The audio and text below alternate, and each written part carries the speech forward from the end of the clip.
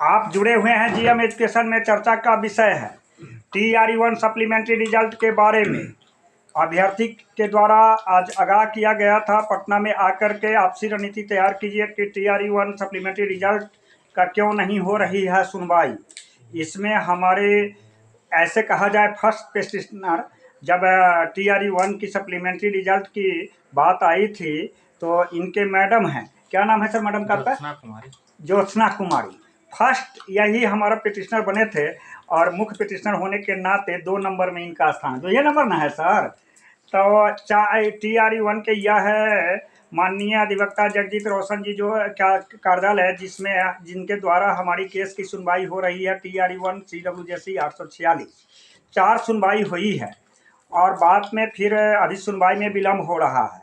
इससे पहले यह जो कहना चाहिए कि CWJC 846 सप्लीमेंट्री रिजल्ट 4 बेंचों से होकर के क्रॉस किया। इसमें विगत में तन्या जी के पास में था, अभी प्रभात कुमार सिंह में है, इससे पहले अंजलि शरण में था, अंजलि सिन्हा में था।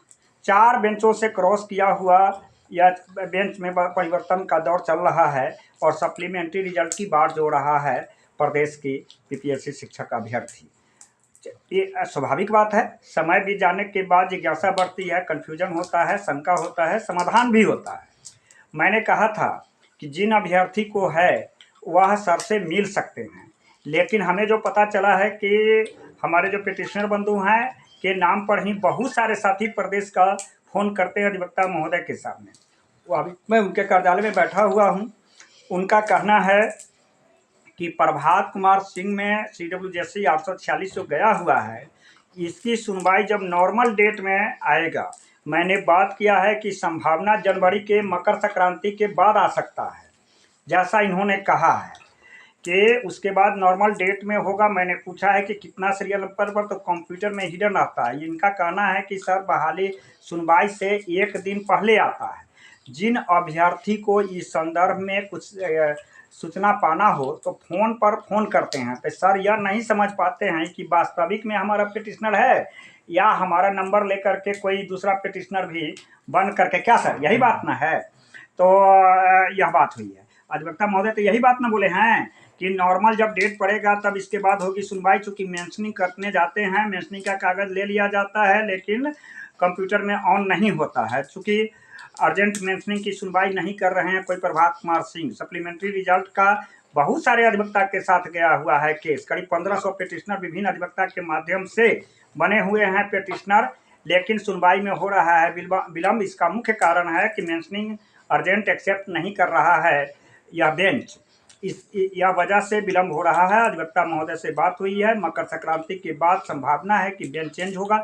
अब एक सवाल यह होता है कि इससे पहले कहे थे कि बेंच परिवर्तन होगा, तन्या जी का परिवर्तन हुआ, उसमें लगा वक्त। इसके बाद प्रभात कुमार सिंह में आशा में हुआ।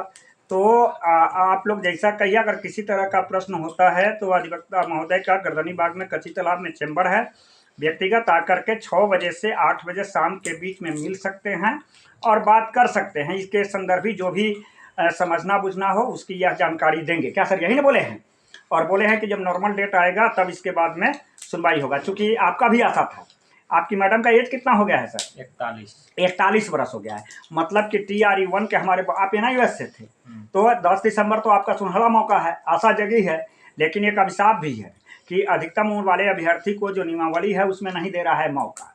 तो क्या आपकी लड़ाई TRE1 के सप्लीमेंट्री रिजल्ट अधिवक्ता के कार्यालय में बैठे हुए महोदय में 4 सुनवाई हुई है, क्या हुआ? सुनवाई से आप संतुष्ट हैं या क्या क्या मन में है? प्रश्न बनता है सो बोलिए, कुछ बोलिए। प्रश्न क्या बोल रहे हो? तो डेटे नहीं मिल रहा है तो क्या है? हाँ, तो डेट लेने की गुजारिश कर रहे हैं अपने अधिवक्ता महोदय से कि विलम्ब न हो, जल्द से जल्द सुनवाई हो। यह है, यह सुनवाई की मांग कर रहे हैं। दूसरी बात की उम्र वाला भी है। अगर TRE1 में अगर जो नियमावली बना हुआ है कि 33, 40, 42 है विभिन्न वर्गों के लिए, 42 वर्ष से मैक्सिमम नहीं है।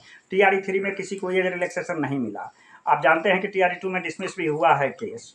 तो ऐसी स्थिति में क्या आप आशा रखे हुए हैं कि TRE4 का एडवर्टाइजमेंट होगा, उसमें अधिकतम उम्र वाले को जनरल वे में मौका मिलेगा, या न्यायालय में जाना पड़ेगा, या आंदोलन करना पड़ेगा, या शिक्षा मंत्री से मिलना चाहिए, या जो MLC जीते हैं उनसे मुलाकात करना चाहिए? क्या करना चाहिए सो बोलिए, कुछ तो मन में होगा। क्या कीजिएगा? अगर आपको TRE 1 TRE 4 के एडवर्टाइजमेंट में नहीं मिलता है मौका तो क्या कीजिएगा? सब उपाय लगाएगा ही लेकर। माने जितनी भी संभावनाएं हैं सभी संभावनाएं पर प्रोबेबिलिटी पाथ पर एफोर्ड कीजिएगा जिससे लह जाए, हाँ है ना? कहने का मतलब आंदोलन भी कीजिएगा और न्यायालय भी जाइएगा, मंत्री संतरी से भी मिलिएगा, जो होगा माने जो किया भी जाएगा। संभावनाएं हैं सभी संभावनाएं के लिए तलाश में है। TRE 4 की काउंसलिंग प्रक्रिया, TRE 3 की काउंसलिंग प्रक्रिया के समाप्ति के बाद एडवर्टाइजमेंट माने पूरी बहाली प्रक्रिया के बाद में TRE 4 के एडवर्टाइजमेंट होने के साथ अहम मुद्दा की लड़ाई में लड़ेगा एज रिलैक्सेशन के लिए। सप्लीमेंट्री रिजल्ट के लिए जो अधिवक्ता महोदय से बात हुई है उसमें उन्होंने यही समराइज कहा है कि नॉर्मल डेट जो मिलेगा इसके तहत होगी सुनवाई। जनवरी के 15 जनवरी तक हो सकता है सुनवाई, इसमें होगा विलम्ब।